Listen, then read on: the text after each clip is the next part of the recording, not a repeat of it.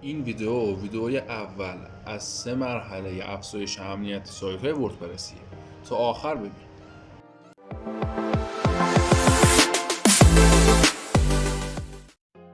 یکی از ایراداتی که همیشه به سایت‌های وردپرسی میگیرن بحث امنیتشه.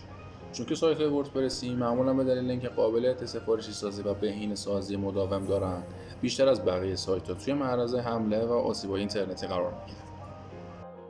حالا قبل از اینکه ما بخوایم امنیت سایتمون رو ببریم بالا که از این حملات جلوگیری بکنیم، باید نوع این حملات رو بدونیم و بدونیم که رایج‌ترین نوع این حملات چه حمله‌هایی هستند. توی لیست حملات وردپرس اولین مورد مربوط به حمله بروت فورس. توی این نوع حمله هکر به کمک تولید کننده رمز عبور خودکار سعی میکنه تا به نام کاربری و رمز عبور پنل شما دست پیدا بکنه. این عملیات به صورت مرتب و پیاپی انجام میشه و بعد از چندین بار حدس و گمان بالاخره نام کاربری و رمز عبور شما درست در بیاد و هکر به پنل شما دسترسی پیدا کنه. نحوه کار کردنش هم به این شکل. نوع دوم حمله SQL injection. توی این نوع حمله کاربر غیرقانونی کد SQL مخرب رو وارد سایت شما میکنه. این نوع حمله در صورتی که موفقیت آمیز باشه به هکری امکان میده تا به داده ها و اطلاعات غیر قابل بازیابی سایت شما دسترسی داشته باشه. هکر میتونه بسته به هدف خودش به طور مرتب تغییراتی توی داده ها ایجاد بکنه یا کلا اونها رو حذف کنه. به طور کلی خطراتی که در اثر حمله تزریق کد SQL متوجه سایت وردپرسی میشه به این شرح.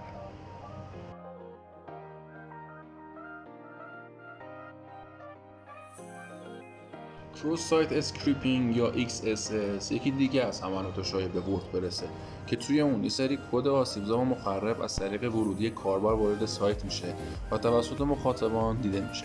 روش کار هکر توی این نوع حمله به این صورت که بازدید کنندگان سایت رو به مکانی به اسم پیلود هدایت میکنن که توی اون یک سری کد آلوده وجود داره و با باز شدن این صفحات توسط کاربر خودها بدون هیچ علامت و نشانه شروع به کار کرد. حمله بعدی اسمش از DDoS یا Denial of Service.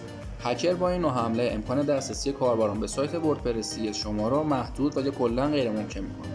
توی این نوع حمله ترافیک از چند منبع مختلف برداشته میشه و به وبسایت مورد نظر که وبسایت شما هست سر و زیر میشه. این نوع حمله مشکلاتی در اتصالات شبکه ایجاد میکنه و میزان تقاضا برای یک سایت رو افزایش میده. به صورت کلی این 4 نوع حمله رایج‌ترین حملات بین سایت‌های وردپرسیه. حالا اگه میخوای امنیت سایتت رو بالا ببری، ویدیوهای بعدیا از دست نده. و مثل همیشه مرسی که تا آخر ویدیو رو دیدین. امیدوارم که خوشتون اومده باشه و براتون مفید بوده باشه. لایک و سابسکرایب یادتون نره. به امید ویدیوهای بعدی.